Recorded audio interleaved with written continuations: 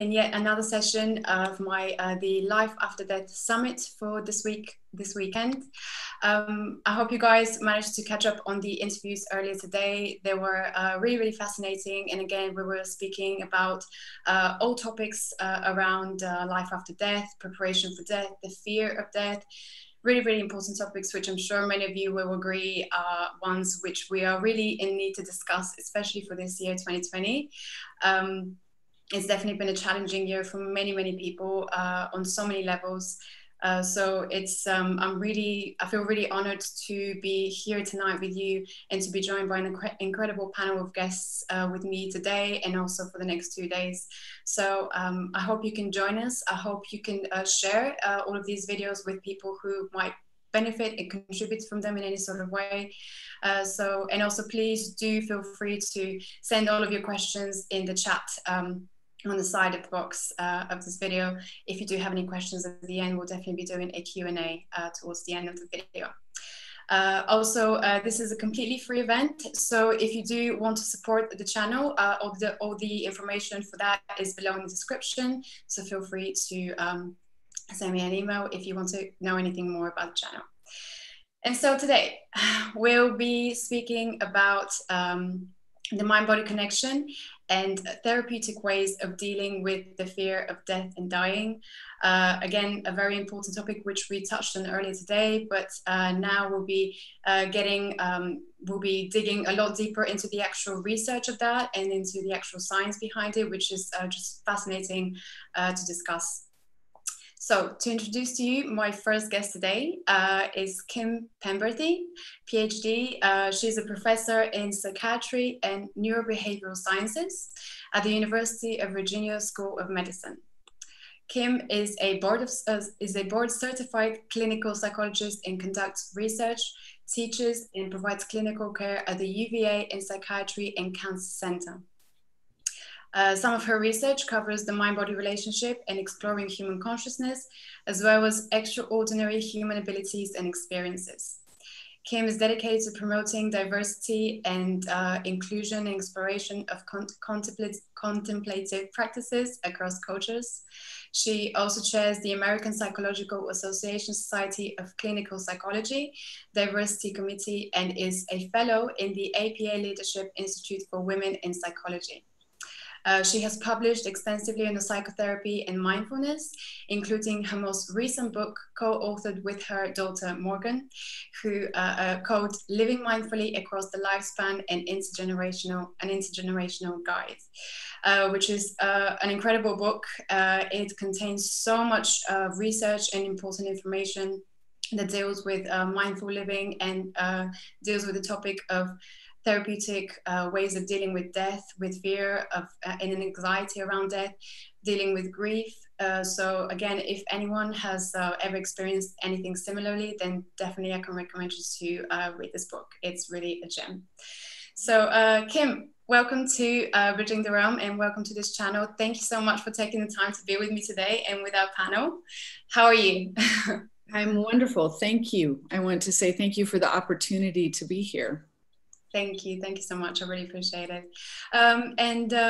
Yeah, so just talk to us a little bit about your work and what led you to this incredible array of research of clinical psychology, mindfulness, and everything that you basically have behind your belt, which is an incredible, just so much incredible research. What led you to that specific field?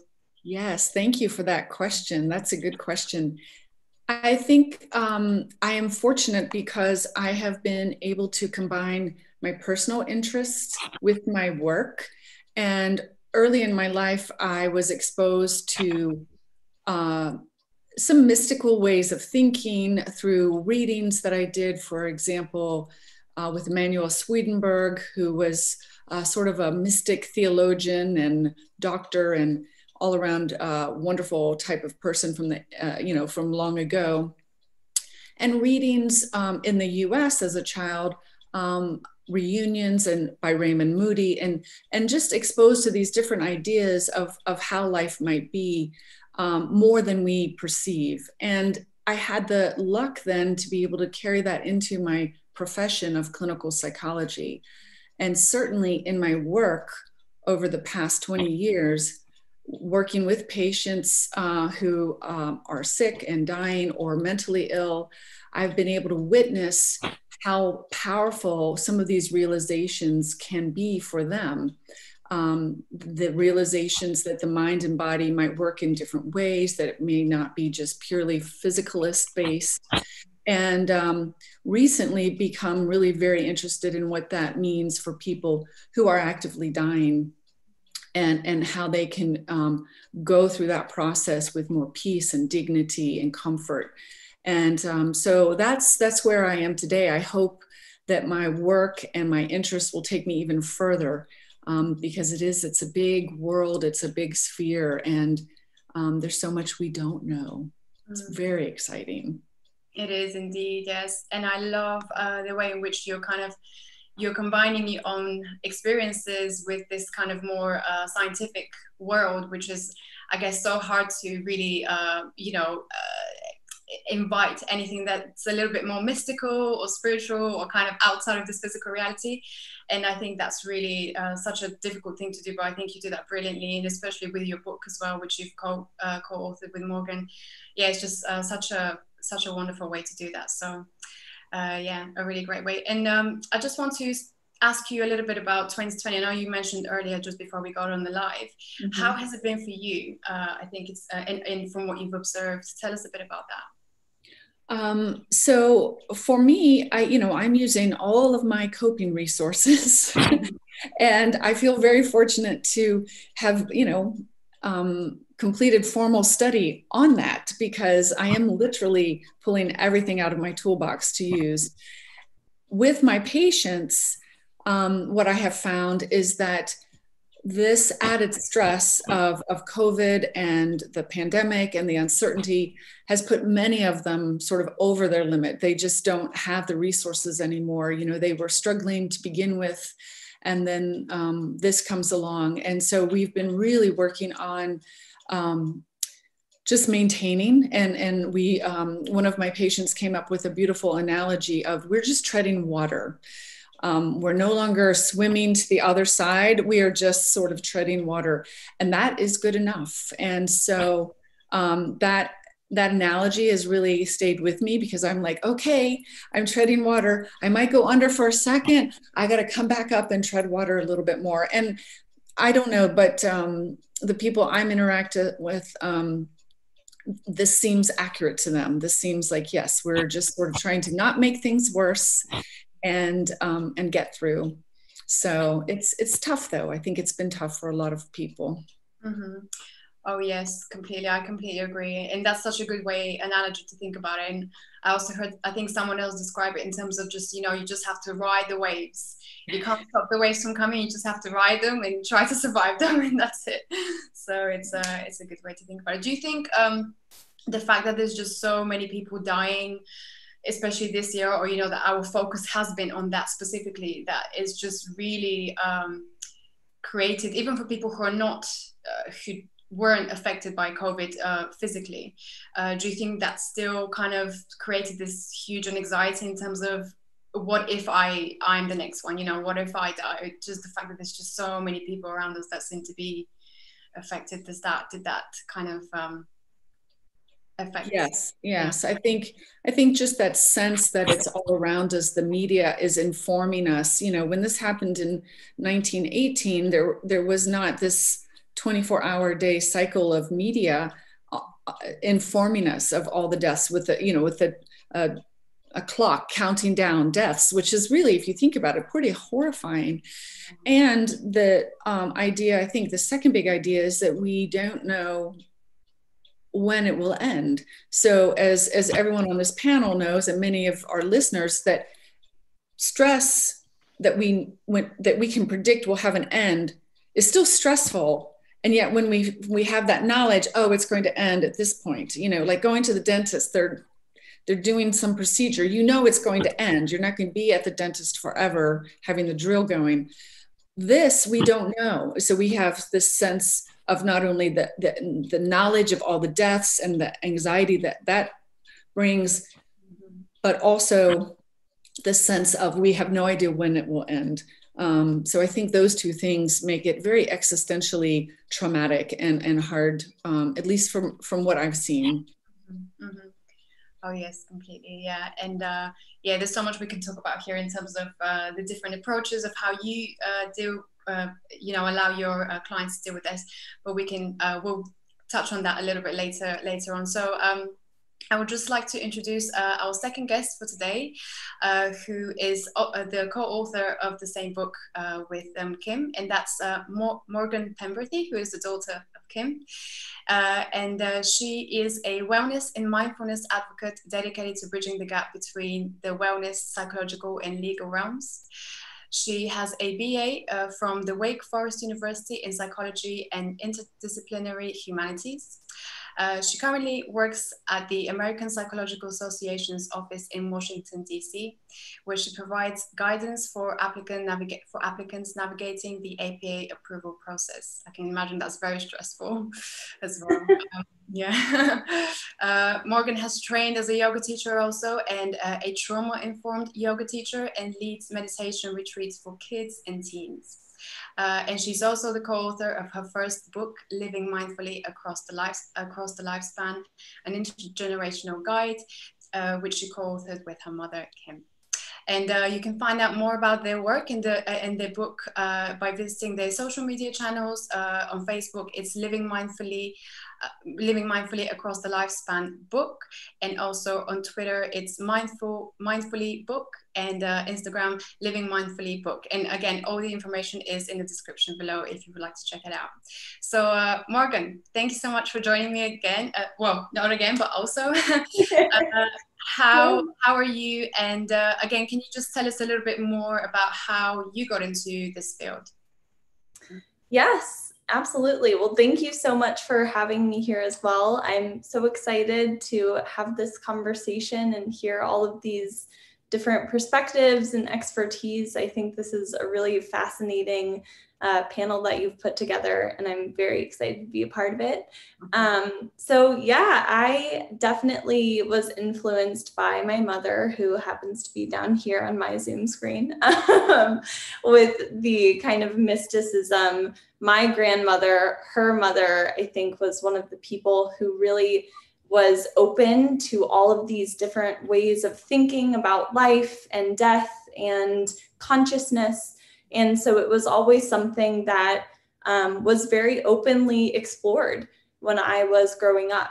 And, you know, the kind of thought of death was never scary to me, I think, for that reason, because I was given this permission to kind of explore what it means, explore different levels of consciousness and spirituality. So definitely growing up with that kind of open mind about it, I think helped to foster not only an open-mindedness about it, but also an interest in the different ways to kind of approach life and death and consciousness. Mm-hmm. Oh wow, wonderful. Yes, and like mother, like daughter, someone said in the comments, and yeah, completely. Wow, that's such an amazing influence to have in your life, and I completely agree. It's so nice to have that kind of openness just to everything in general, and just be open to what might resonate with you in your own life. So yeah, and let me ask you the same question that I asked Kim. How has 2020 been for you so far, and how have you coped with it personally in your own life, and also within your workspace, and I guess also doing the yoga and working with people one-to-one? How has that been for you? So it's definitely been, I think, for me, similar to what it's been for a lot of people, which was a lot of change happening really quickly. So in my full-time job, I was going into an office every day, very, very close with my coworkers, and I would get to see them physically and, work closely with them. And then literally in a day's notice on March 13th, everyone at the organization, which is a large organization, everyone was working from home all of a sudden. And then we learned that this would be not a temporary thing to do, but rather something that would last for pretty much as long as we thought it might last. Very similar to what Kim was saying before about the uncertainty of everything, you know, not knowing how long that change would be applied to our kind of work life.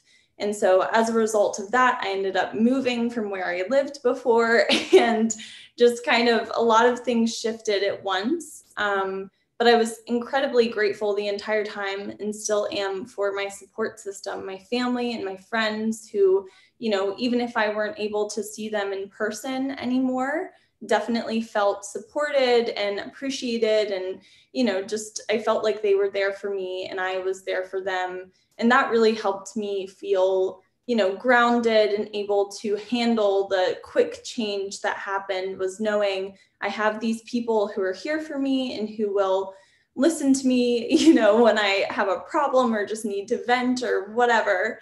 So that definitely helped. And then in my work with yoga and meditation, I definitely noticed a lot of the yoga studios that I had worked with before really had to act quickly. And I'm so just very impressed by how quickly those people and those organizations were able to provide for people who need that yoga or that meditation practice to remain grounded. So a lot of the people I was working with ended up offering yoga and meditation classes online and via Zoom like this. And so I think that was a really great way to still connect.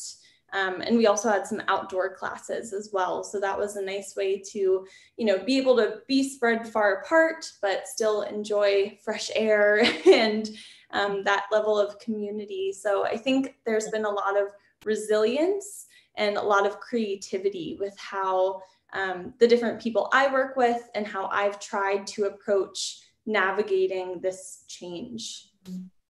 Oh yeah, for sure. And you touched on something so important, which is, you know, the whole, this support by yours, the people who are around you, your support network, which is also something I think you touched on in the book, in terms of like people who are dealing with death and grief. But yeah, I think there's just been an online explosion of, you know, yoga and mindfulness and everything you can think of that's kind of spiritual related is like online right now. So which is really good. And yeah, it's been really nice to see so many people taking part. And I think there were a few huge worldwide meditations where people kind of took part online, which was really nice to see. So yeah, definitely something really positive out of the whole 2020 COVID stuff. But yeah, well, yeah, so let me just ask you one more thing. Tell me a little bit more about the trauma-informed yoga practice that you've been teaching, that you've been doing. That's quite, sounds really interesting. And that's, I guess that kind of relates a little bit to also therapeutic ways of dealing with death and anxiety. And yeah, I completed a trauma-informed yoga training through Yoga District in Washington, D.C., which is where I completed my 200-hour yoga teacher training. And I did the trauma-informed training earlier in 2020, around April. And in that training, we were really focused on you know, some of it relates to when you're offering yoga in different physical environments that are outside of a yoga studio. So that might include a public library, a school, a nursing home, maybe even a prison. So there are so many different kind of areas that you can offer it to. And when I was in the training, a lot of it was focused on kind of being in those physical spaces. But since COVID was happening, we were also talking about, you know, making it, I think a lot of it was about making yoga and meditation accessible and work for anyone who wants to do it.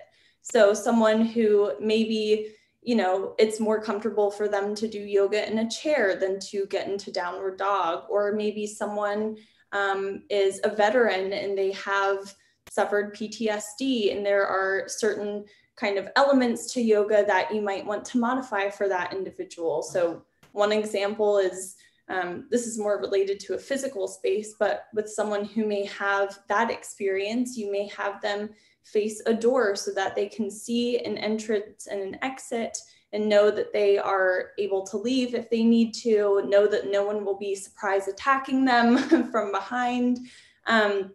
So, you know, there are a lot of specific examples depending on the people that you're working with, but I think that is especially relevant now, given not only the physical toll of COVID-19 on people who may develop symptoms, but also the emotional toll on the people who are, you know, isolated, people who maybe they are experiencing symptoms and so they're not able to interact with anybody else. And for that, yoga and meditation can be totally modified to kind of fit the person who's looking to practice. Mm-hmm. And I think that's really, to me, the whole point in my life of doing yoga and meditation is to really understand its origin and respect kind of that level of yoga and meditation, but also to make it work for those who may not have access to it through something like a yoga studio. Mm-hmm. Mm-hmm. Oh, wow. I really love that idea because, yeah, I think the kind of general yoga training and teaching, it doesn't always apply to everyone, and it's not kind of, and yeah, so if someone has a specific issue or something, then obviously they wouldn't be able to do a lot of the exercises, which so it's really good to have that modified way of doing it. Yeah, amazing. Wow. Okay, so yeah, definitely so many questions with that, but I just want to just last but not least, my amazing guest, Rebecca Kenyon, who is and she's actually an end-of-life doula and a filmmaker, and she has recently undertaken an end-of-life doula training with Living Well, Dying Well, and she created a short documentary called Holding Space, which is really an incredible documentary, which is an intimate observational documentary about preparing for death, told through the connection between a dying person and their end-of-life doula, which in this case is Rebecca. She has set up her own company called Mold Dust Films, creating a number of amazing documentaries that have screened internationally. She's taken part again in a number of projects co-created with other documentary filmmakers. And one of her feature documentaries is called Something You Can Call Home, which explores the current phase of homelessness. And this film has screened in over 50 community engagement events and 20 international festivals, winning several awards. So Rebecca, thank you so much for being here with us today and for joining us. Amazing work that you've been doing so far, and I know that you're still working as a doula now. So how are you, and how have you been in this whole crazy year? Thank you for having me here, and it's amazing to listen to everyone else. There's already so much synchronicity going on, because I'm also training to be a yoga teacher, which all informs each other, doesn't it, really? So yeah, again, like Kim said, self-care, we need it when we don't want to do it the most, almost, I feel like, and it's something that I encourage others to do, and I try to stick to for myself as well. Yeah, so I started actually making the film before I really knew that I wanted to be a doula. And got hooked in and just thought, yeah, this makes sense, and worked with somebody for the first time, learned a huge amount, and now I'm working with somebody else right now. So oh, wow. Yeah, it's a really special time.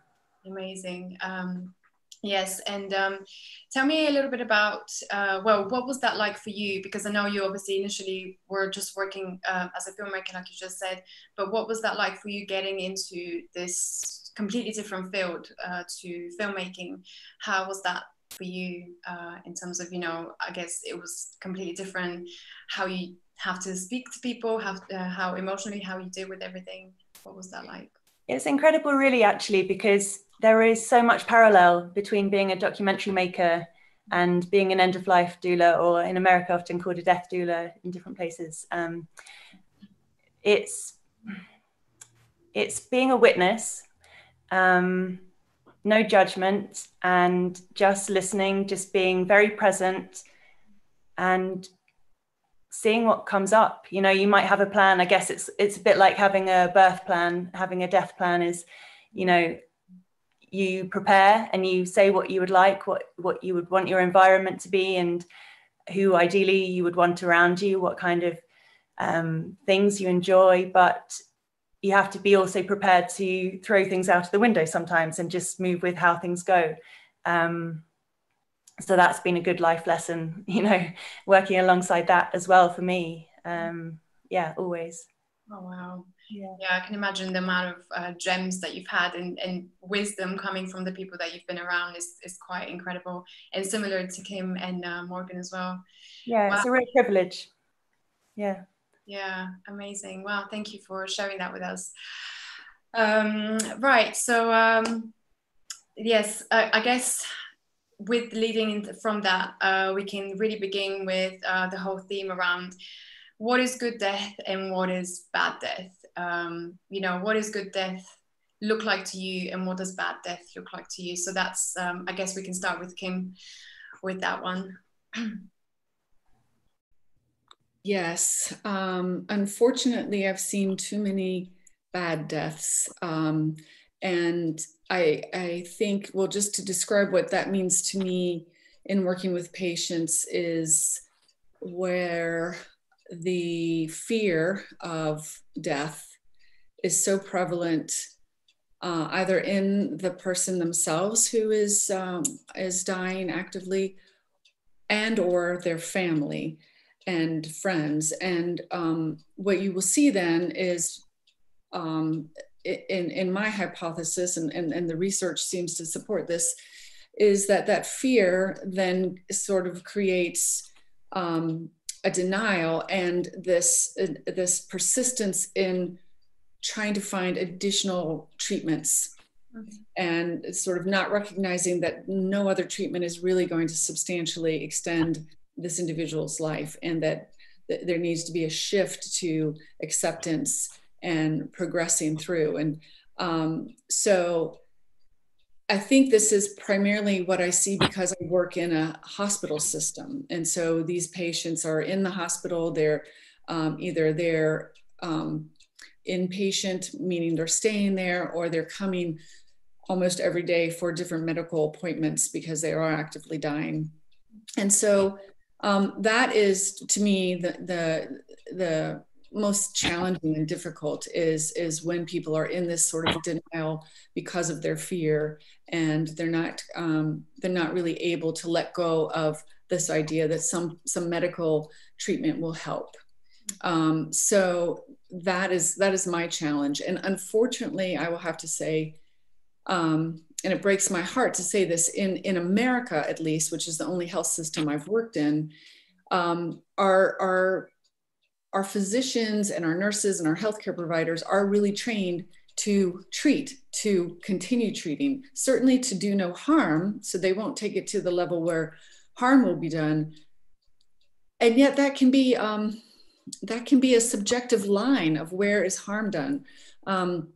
So they are trained to provide treatment, to provide more surgeries or more medicines, and unfortunately, that sort of feeds into this denial and fear. And so I often see people continuing to get treatments, even though their quality of life is just very, very poor, and they are actively dying, and nothing that they do is going to prevent that.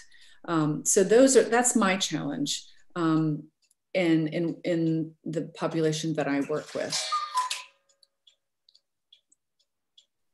Oh, wow, that's so interesting. And yeah, we've just, I guess, people not really, there's almost like this sterile, robotic kind of way of dealing with death, isn't it, within the Western society that we've all just kind of adhered to. And there seems to be just this no emotion, or at least, I mean, generally speaking, in terms of the medical field, it's kind of like, okay, let's treat this, let's treat that, let's try to, you know, just like boom, bam. And it's like there's this element missing, which I guess is the crucial thing, which is, I'm sure Rebecca can relate to that, is the crucial thing to making someone's death a really good one, as opposed to something that's so traumatizing and paralyzing, and it's just like leaves them and their loved ones in this complete fear. So yeah, definitely, thank you for sharing that with us. And Morgan, what about you? What to you is the difference between sort of like a good death and a bad death, or in terms of dealing with that sort of trauma related to death? I mean, I think it would kind of echo a lot of what has already been shared, that there definitely, I think, especially like we mentioned in America, is this kind of fear of dying, or like my mom shared, in the medical field, kind of more focus on treatment. And I think for me personally, a good death would be one that involves a plan. Like Rebecca mentioned, something that can, I know for me personally, I like to plan things, and I like to at least feel like I have some semblance of control, even though we all know that control is not always there with these things. But you know, having a plan and having people who support me and, you know, would feel supported and appreciative of that plan, whether it's for my own death or the death of a loved one. And yeah, I think that similar to what has been shared, the kind of quote bad death would be one that is just, you know, kind of saturated with fear or worry, or just these feelings that may make either the person who is about to die or the people around them feel helpless or, you know, overwhelmed, like they aren't able to cope with it. I think kind of going to whatever coping methods you can, especially those that we share here, could potentially kind of help negate some of that overwhelm or some of that feeling of helplessness. Yes, no, completely agree with that. Yes, thank you for sharing that. And Rebecca, what about from your point of view, working with people towards the end of their life? What have you observed? Are there any specific things that help people a little bit more to into this more relaxed and accepting state of being towards their death and end of life? Yeah, I mean, one of the things that a doula can do, and it's going to be different with every interaction, you know, every kind of pair is going to be a different experience. But one of the things we can do is if it's wanted, help to try to facilitate difficult conversations, potentially with relationships that are strained. Maybe they want to find some kind of peace with that. Or, you know, maybe they never contact that person, or it's too late and it's in the form of writing a letter, or, you know, anything like that can help to get somebody to a place of peace and letting go and surrendering to what's happening once we know that's what's happening. I think, like the others have said, you know, a place of anxiety and fear, often for the family and friends around the person who actually for themselves is kind of ready sometimes. It's getting everybody in that support network to a place where you've said what you want to say, and are just really being present and making the most of what time there is. And that's been probably one of the most difficult things this year for people that have not had that opportunity, and how to find ways to celebrate that person's life in a way that is really kind of honors that person and everything that they've meant to you, even if it's not in the initial kind of funeral, or, you know, sadly weren't able to be there in person. That's one of the hardest things, I think, that's come out of this. But I hope that also a lot of these kind of conversations are coming up, and people really are thinking about it now, and are not going to have the fear and not going to put off the things that we need to put off, you know. So if that makes sense. I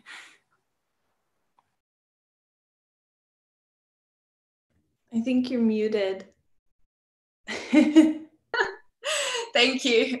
I was just all of a sudden started raining really loud here, so I thought, oh, I'll just mute it just in case you can hear it. But yes, thank you for sharing that. That was really well put, and it reminds me of an earlier conversation that I had today with a soul midwife, which is again similar to a doula, who said the most important thing she's observed with people is their need to share emotionally, just to have someone there to just share anything that was, you know, maybe that where they were feeling stuck, or anything to do with relationships where that were kind of unfinished.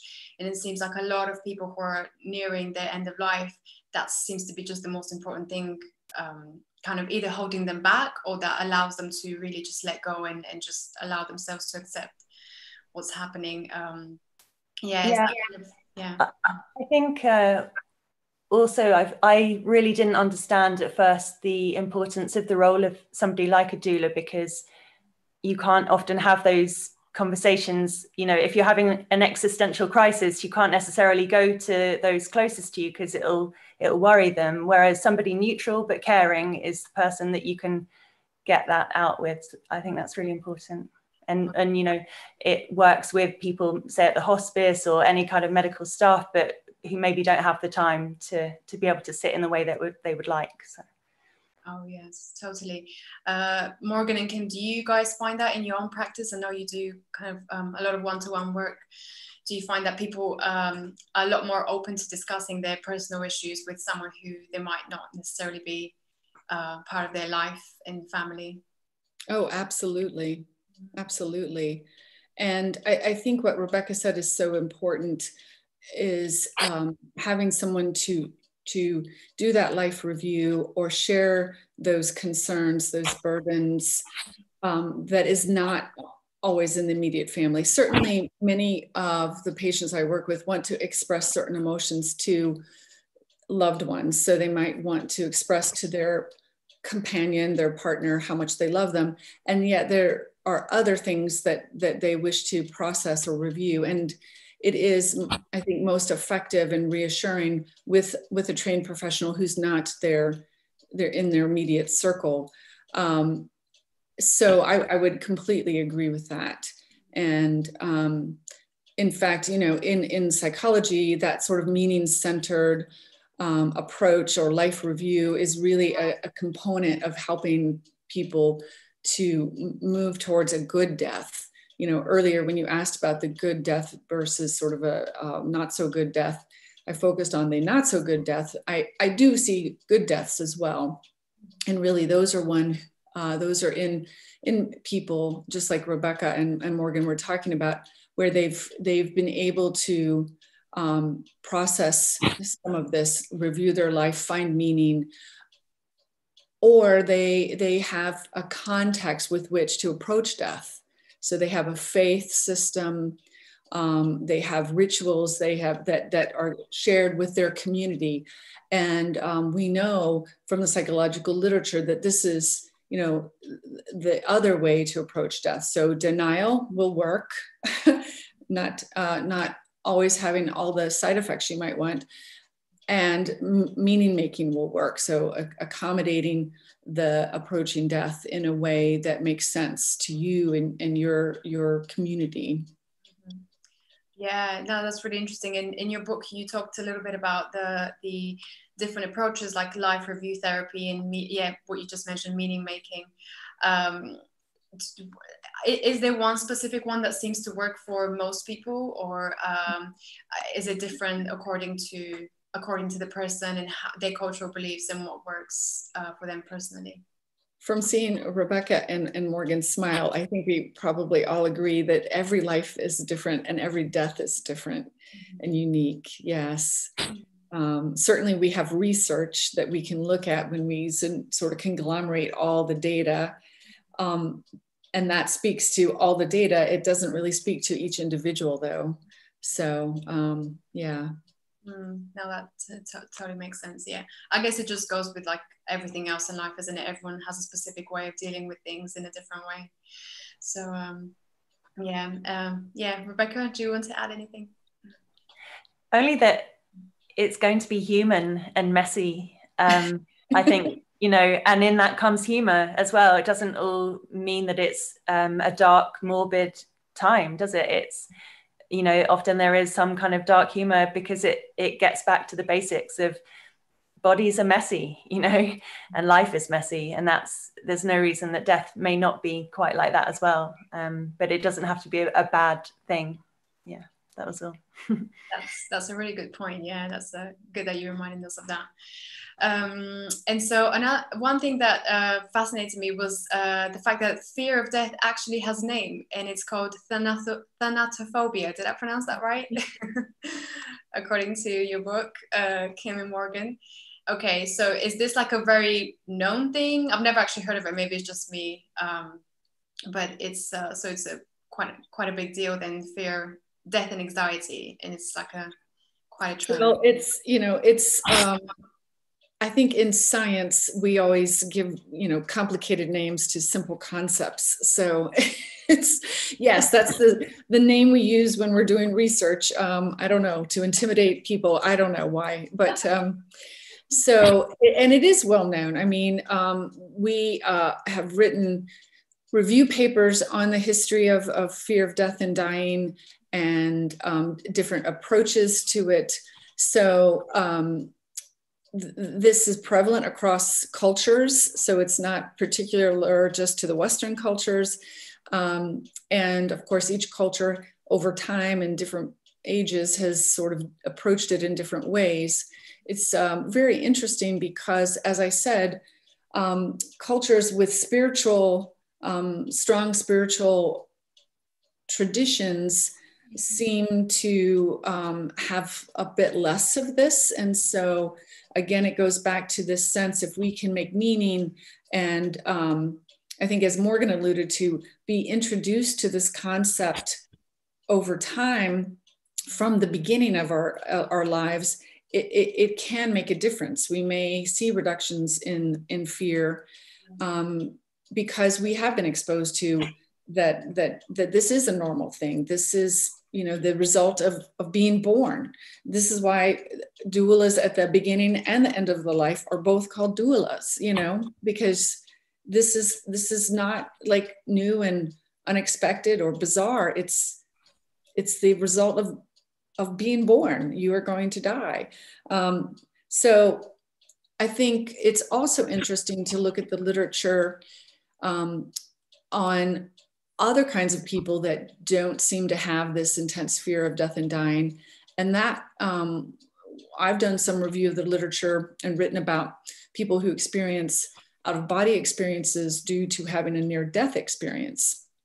And this seems to be, back to your question about, is there something that works, fairly well? This is one. I mean, the unfortunate thing, or fortunate, I don't know which way you want to look at it. I mean, not all of us can have a near-death experiences or will. So, however, we do know from the literature, if you have had a near-death experience and an out-of-body experience, that seems to be the combination that reduces your fear of death and dying. And we have guesses about why that might be, which, we can discuss.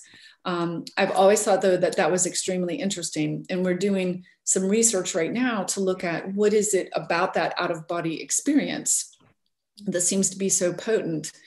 The assumption had been it's this realization that you're more than just your body, that if you are out of your body and you perceive that, then that is real factual information that indicates, oh, I am more than my body, so I may persist after the death of my body.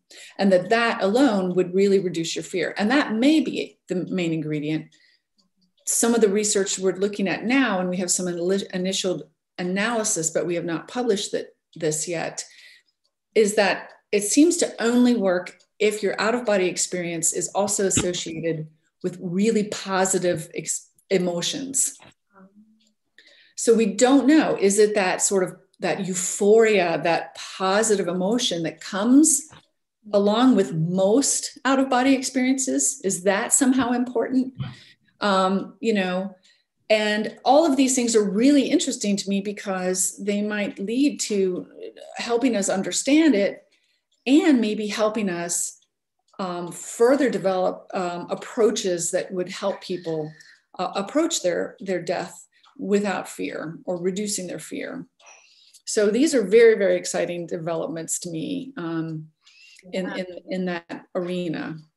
Wow, that's really fascinating, fascinating information. And I just want to quote from your book, you have some stats on that, and that's so people who've had 63% of people who had out-of-body experience said that the experience increased their belief in the afterlife. And other research also says that 100% of individuals who had near-death and out-of-body experiences had a reduction in death and anxiety. I mean, that's amazing. 100% of individuals, that's pretty telling that, like you just said, it has a huge effect on people's and anxiety. Yeah, wow. And Morgan, what about you with in terms of your work? Have you seen anything similar with people who have had sort of different experiences, and do they tend to, in terms of sort of trauma-related experiences, do they have a different view? They're a little bit more spiritually inclined. Do they deal with their traumas differently as opposed to those who don't have a spiritual inclination?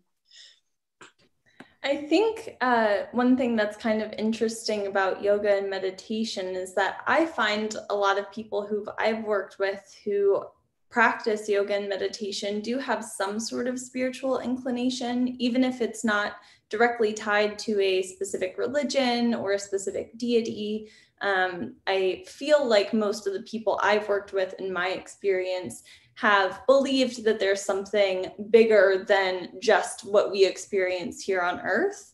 And I think people, are often interested in practicing yoga and meditation because it can have that effect of kind of connecting with whatever kind of spiritual realm or, religious figure is that kind of anchor for people in terms of kind of finding that otherworldly meaning, if that makes sense. But I think, it definitely differs for every person, whether someone is going through a traumatic experience or already has, whether that person is, preparing for something that may or may not be traumatic, like, a family member in a hospital, or even if it's, related more to kind of a lived experience than death. I think that there still is that kind of attraction to meditation and yoga for the ability to really just kind of let go of all of this material things and worldly things and be able to kind of immerse into this state that's a little bit more elevated, some people may say, or helps them connect with whatever kind of outside realm makes them feel that more meaningful connection. Yeah. Oh yeah, for sure. And especially meditations, they can be very powerful in terms of accessing these other realms. Yeah, and I think yoga has actually been such an amazing leadway into this whole spiritual stuff, hasn't it? Because yoga kind of incorporates this, but in a sort of undercover way, I guess. It's still very physical related and exercise related, but at the same time, it's very spiritual in a way with, the breathing and mindfulness techniques. So it's a really good way of definitely accessing that. Yeah.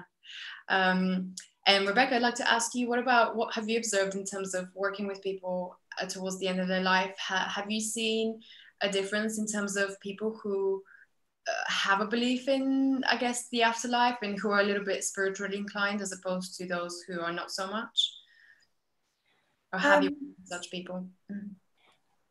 I think it varies, and even within one person that can change as things become a bit more real. Maybe somebody who's never had a faith finds that they do have a faith, or the reverse, or somewhere in between, or perhaps having deathbed visions, and that can sort of shift how they're approaching things. So I think it's going to really vary again. But yeah, I think things like, if there is any willingness to get into guided meditation or accessing different levels of consciousness, then I think it can be very helpful. It's something that I'm very interested in with yoga. And actually, I was on a Zoom meeting today with a group. We're going to start collaborating on a project which is very early days, but very much looking at how VR can be developed to sort of give this kind of experience and perhaps, again, open this dialogue, but perhaps give that experience in whatever form that may take. And it's been shown, I think, to also be a tool for pain management and managing anxiety. And I'm sure Kim and Morgan probably know a little bit more about that side of things. But yeah, it's a fascinating area and how we can actually help ourselves in difficult times.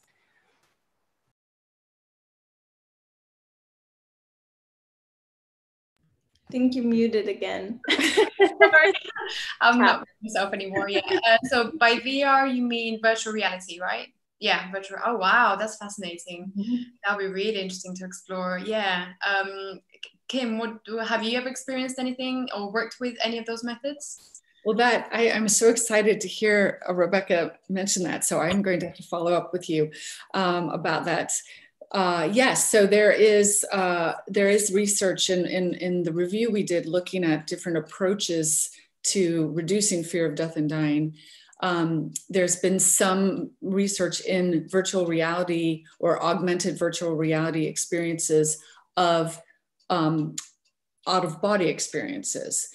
So this may be more specific than Rebecca's discussing or talking about, but this is specific to simulating an out-of-body experience and, using trained professionals. Many, we have in the US people who are trained to work with people who are using different psychedelic drugs and going through different meditations. And so I would imagine we would want, people trained in this sort of experience, because it can be a very rich, powerful spiritual experience. It can also be scary. And so you want to do this with professionals. I got very excited about the idea of virtual reality experiences to create this, because as I said, it's difficult to manufacture a near-death experience. I mean, in meditation, there are certain meditations you can do, and we talk about that in our book, that can simulate some of this. And yet it would be very interesting to see what if we had sort of a way to augment that with virtual reality. So yes, I think that's, we live in a time with technology that we've not even begun to utilize to its fullest. So I think that's a very exciting possibility. Wow, that sounds really interesting. Really, and I definitely want to try that myself, even if I'm not preparing to die, anything like that. But I mean, just generally in terms of from personal experience, I would say, I love doing visual guided meditations, and I found them to be the most powerful. And when it's a really, really good visual meditation, I mean, it can be so powerful.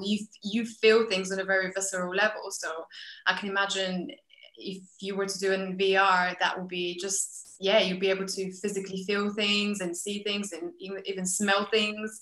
So that's definitely a whole another level, but really, really exciting.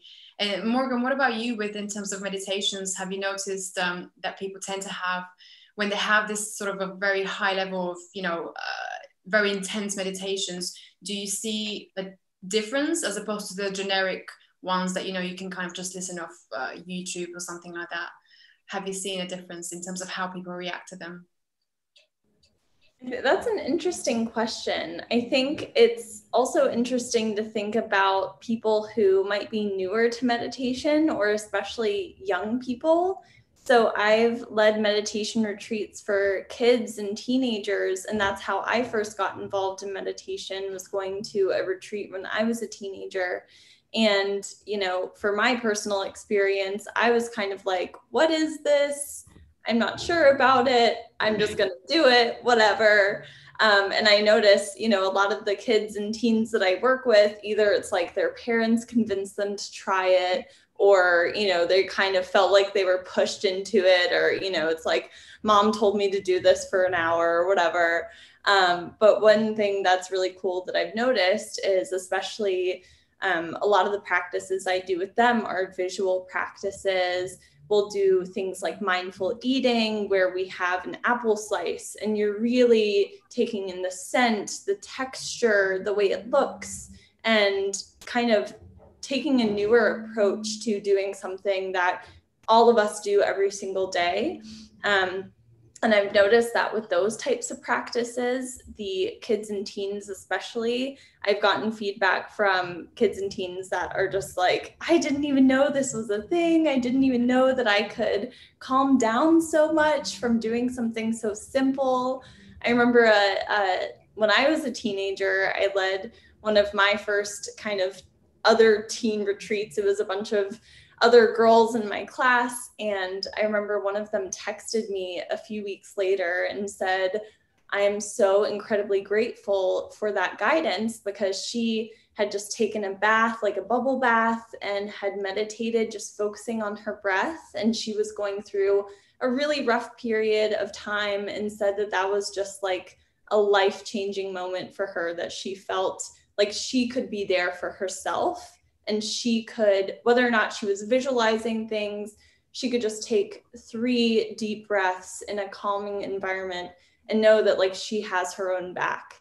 And I think that's kind of one of the things that I've noticed, especially when I've taught younger people, is that it's this realization that yes, support systems are incredibly important, but you also have to take care of yourself. Self-care, like Rebecca mentioned earlier. And when you are, you know, practicing tools that let your body and your mind know, like, I can calm myself down, I can be here with myself, I can remind myself that I'm okay. It's like giving yourself a big hug, you know, and I think not all of us are taught that in our, you know, regular schooling and things like that. So it's incredibly important to learn how to be there for yourself. Mm-hmm. So I think that that's certainly an element that comes with, you know, approaching death, approaching the death of a loved one, is knowing I'm here for myself. I got me. Yeah, and that's such an important thing to remember. Yeah, it's definitely that self-caring element, and just that being present, you know, in the moment, which is again something that's been mentioned in all of the interviews that I've had relating to death, and just this kind of just being presentness, you know, just being present with someone and just being there for them, which I'm sure Rebecca as well and Kim can agree that that's a really important element in doing that. So for anyone listening and who, you know, who might have a relative who's sick or dying, do you guys, Kim, Rebecca, have any other suggestions in terms of what's the best way to kind of deal with that if they don't have someone like a professional doula with them or a therapist that can take them through that? What are good basic things they can remember to try with their relative? Kim, do you want to go first? Oh, yeah. I would say don't be afraid to say what you want to, like we've said before. I know we hear too much about people who have lost somebody that they love, and people will cross the street because they don't know what to say. And I think in that situation as well, saying something is better, because it doesn't really matter. It's better than avoiding, because that will only add to the kind of loneliness, I guess, that someone may feel, the isolation. And it's the same sort of thing. If someone's dying, it can be quite a lonely journey, I think, even if you've got a lot of people around you. So don't be afraid to have the conversations. You know, we always think that we have more time. I think that's what we sometimes forget. And maybe this year we've remembered a bit. Yeah, have the conversations. Don't be afraid also just to sit in silence. You know, it's a thing that we're probably not so used to, but just being with whatever somebody's energy is. And if they just need somebody's company, but actually not to have small talk, just be there, you know, and hold somebody's hand if you're lucky enough to be in a situation where you can do that at the moment. Or don't force that on somebody if that's not what they want. Just listening, basically. Mm-hmm. Oh wow, that's really good advice. Definitely. And Kim, do you have any tips or any kind of advice on how people can deal with that? Oops, sorry, my cuckoo clock chimed in. I totally agree with Rebecca, and I think if you are someone who is with a person who is dying or very ill, and that person's in your life, absolutely try to approach it. Our tendency sometimes, if we have fear, if we're confused, is to avoid, just like Rebecca said, is to shut down and withdraw. And although that might feel good initially, that's okay, you know, and we do need to take care of ourselves, like Morgan said. And then we need to say, you know, what I always encourage people to set their intention. What, with this person, what is my intention? And to be very explicit about that. What can I control? What can I not control? I cannot control the fact that this person I love is dying. I can control my interactions with them, whether I approach them or avoid them, what I say to them, how I just am with them, and to try to bring it back to that. So with that in mind, then what is your intention? What is your goal in this very second with this person or overall? And often I tell people to think about, you know, when that person is gone, how do you want to remember the way you behaved? What will you be able to live with? How will you be able to live with yourself? And that helps guide what you need to do now.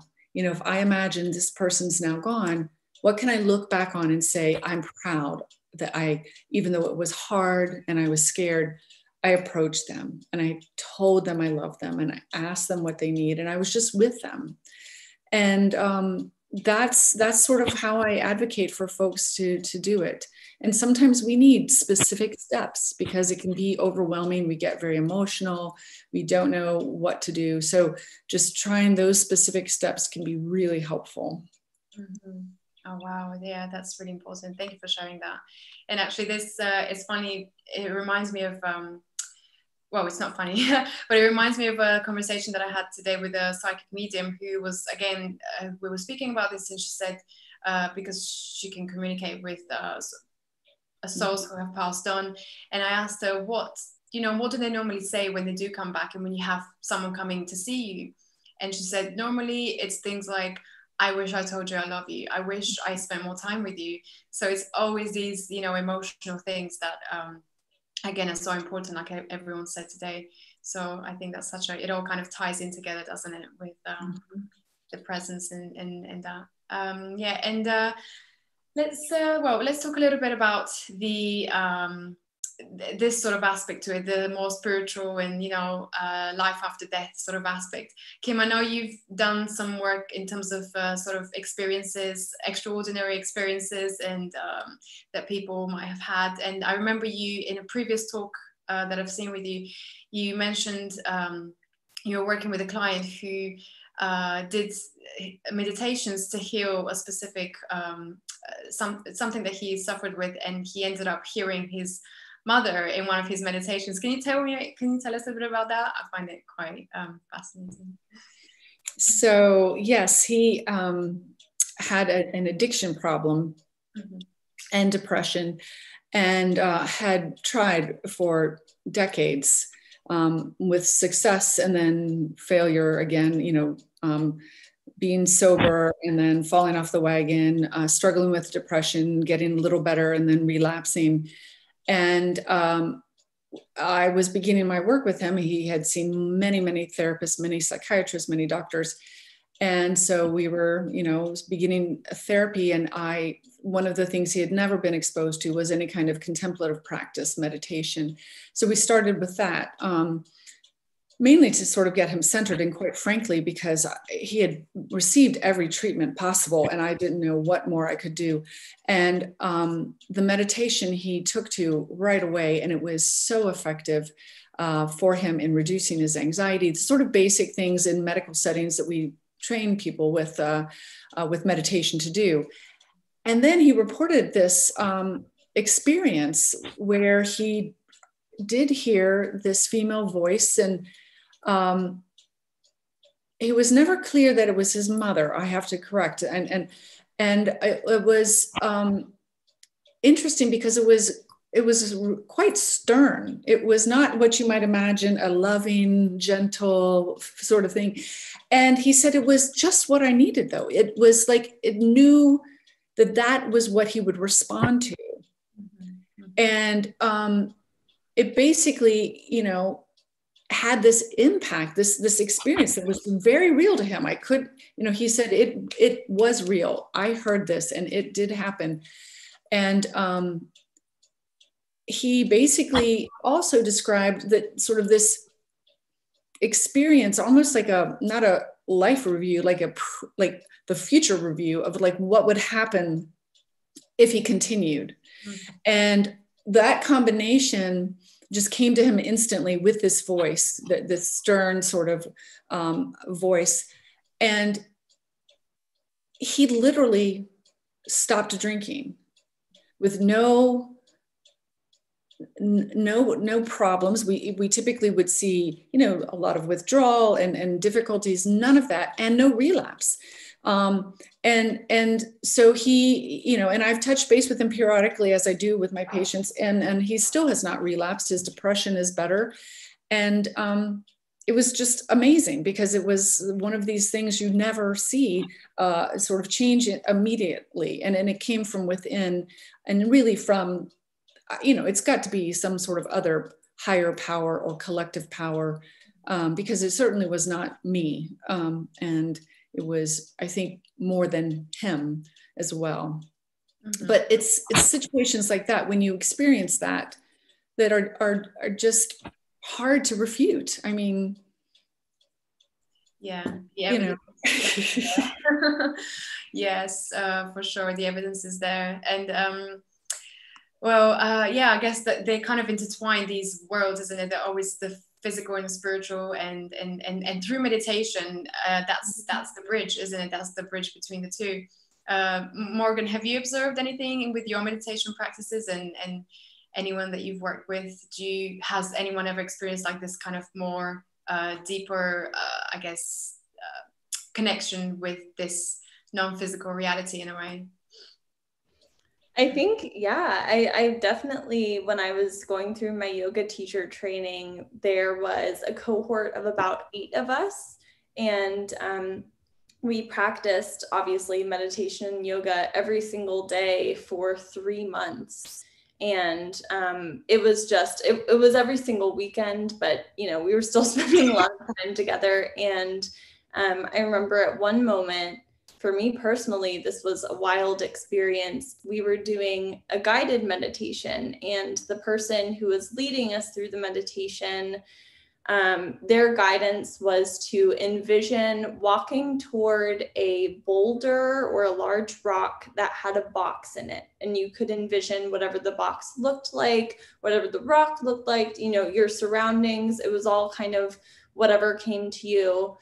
And then she instructed us to imagine opening the box, and whatever you need that moment is within the box. It might be a note from a loved one. It might be a glowing light. There's so many different ways that you could kind of envision what that is that you need.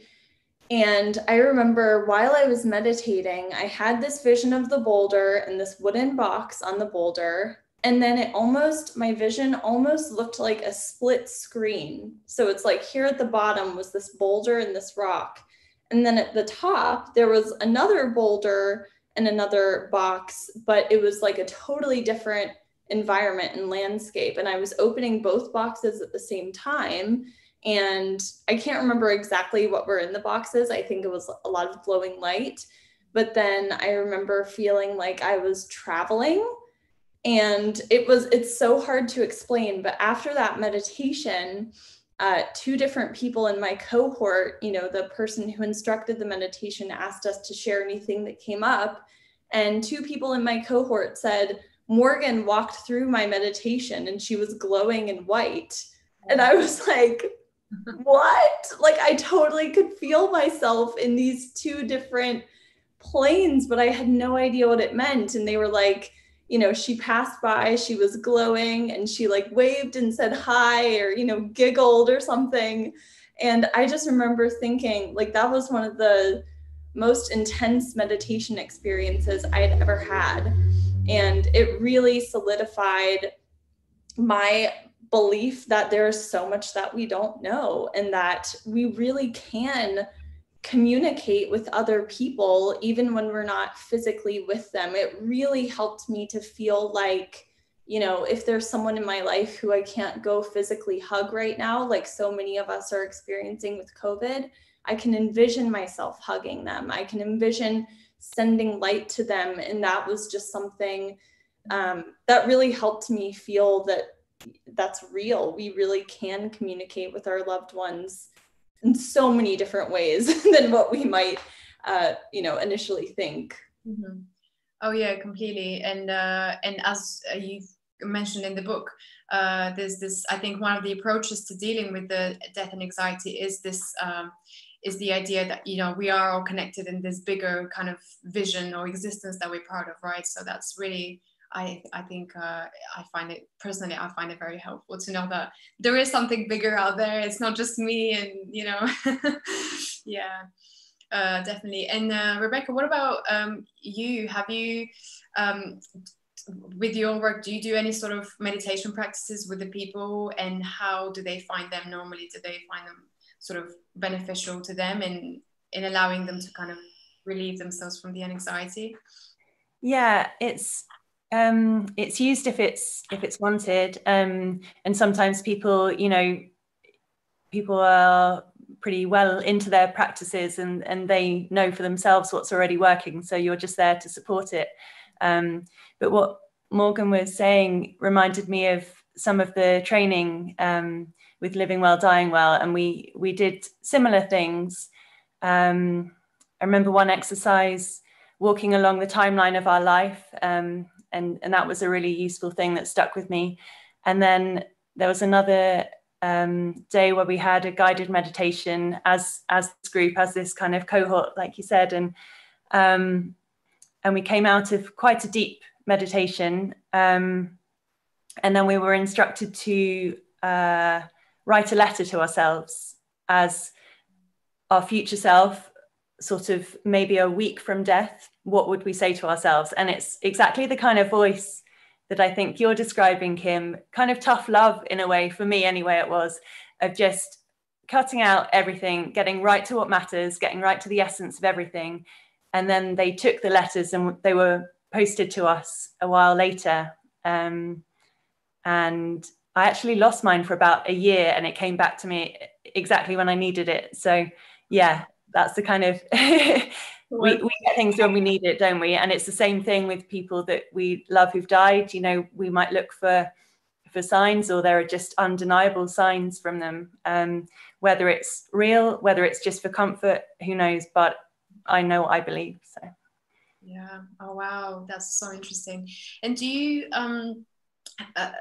have you noticed people that you've worked with kind of talk about anything to do with the afterlife? Is it something they contemplate on, or they're open to speak about? Is this like a frowned upon topic, or is it something that they're quite open about? I think it depends. You can't go with an agenda, so you might be really curious, but it's not for you to bring up necessarily unless you really get to know somebody and know that really they're waiting to be asked, and actually waiting for that to open up in a way that maybe nobody has ever asked them in their life. But it's there. It's always, if somebody's ready to be thinking about it, or it's what they're thinking about in the middle of the night, then you're there for that conversation if they want to voice it. I know that the man that I supported, at one point he said to me, I'm loose between two worlds. And it's in he kind of talked about the beauty of it, and he almost looked at it with a type of, not excitement, but curiosity about what was to come. He called me one day from the hospice and said, apparently I nearly died last night. How exciting is that? Is that kind of, but he was just so grateful for the food that he next ate, for the people that he then saw. It's that kind of, I guess, in a way, like a near-death experience, you're suddenly awake again to what you're grateful for, maybe. Mm-hmm. Mm-hmm. Oh wow! And I think that ties in beautifully with Kim and Morgan's book. I remember there's a section there where I think it's one of the approaches again to dealing with death and anxiety is getting people to review their life and think about all the positive things that they've been through. So that's a really good way of dealing with it. Yeah, I really kind of want to get a little bit into this whole idea of the this belief of the afterlife? Because I know I think there's some research that was said that it reduces this anxiety in people, the anxiety of death for people who do believe in the afterlife. Mm-hmm. So Kim, have you found that in your own practice of dealing, and you deal with cancer patients as well? Have you seen that in your practice anywhere in the past? Yes, and I've seen it in multiple formats.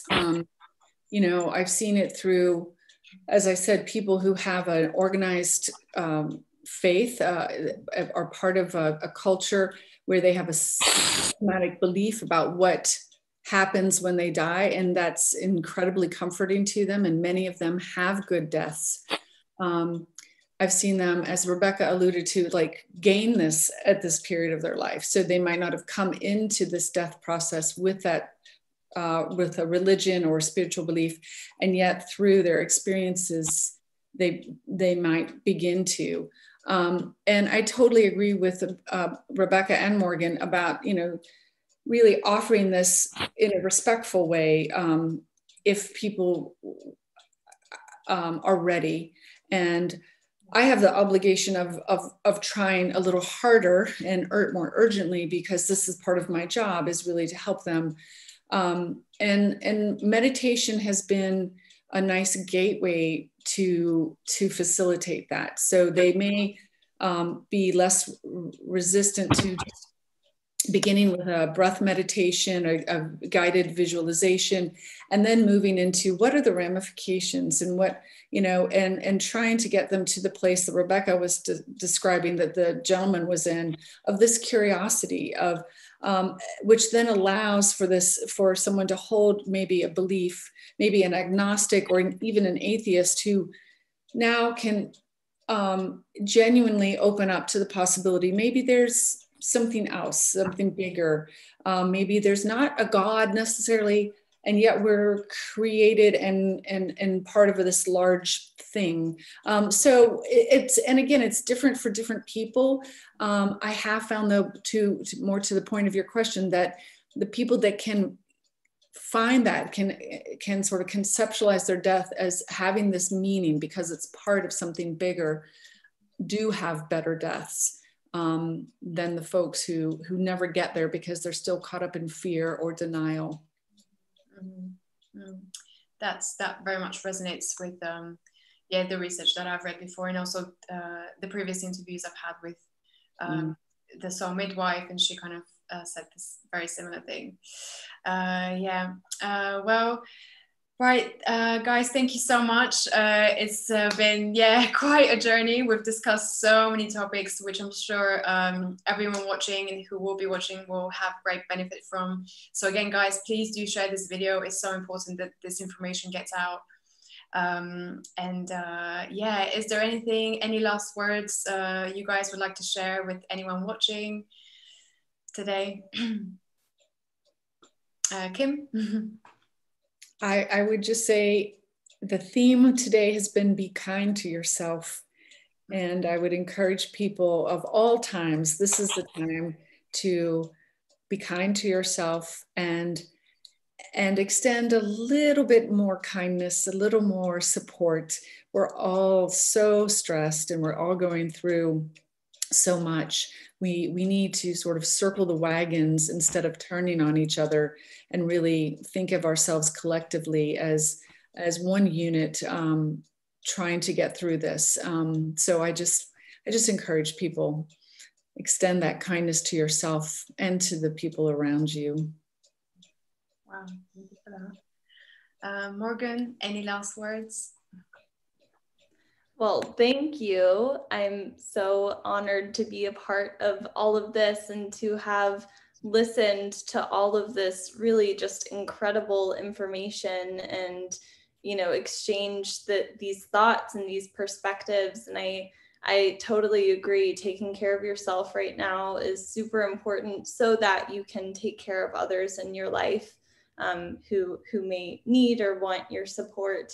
And just extend that goodness, that kindness, and that gentle curiosity to everything around us, because as we've talked about, I think we're really coming to terms with the fact right now with COVID that death is real, and it's something that all of us are, you know, going to experience, and that, you know, trying to extend that gentle curiosity towards what that might be like, and the messiness of human life, like Rebecca mentioned, is definitely still going to be there. So thank you. Definitely really well put. Thank you for that. And Rebecca, any last words you'd like to share? Only what the others have said, really. Just a huge thank you to you for putting these conversations together, because they're so important to have, and I hope that it will just be the beginning. I don't know if people have been commenting and things, but it'll be really interesting to see what's engaged people, and just to get in touch with us. I can't wait to read the book, and if anyone's interested in the UK or around the world actually in becoming a doula or having a doula referral, then I can connect you with that as well through End of Life Doula UK. So, yeah. Oh, brilliant. Yes, definitely. And yeah, I will add the links to that as well below. And yes, if you guys want to visit the websites of any of our guests today, they're in the description below, but just to go over them quickly, with Rebecca, it will be moteofdustfilms.com. And would that be the main way to contact you, or is there anything?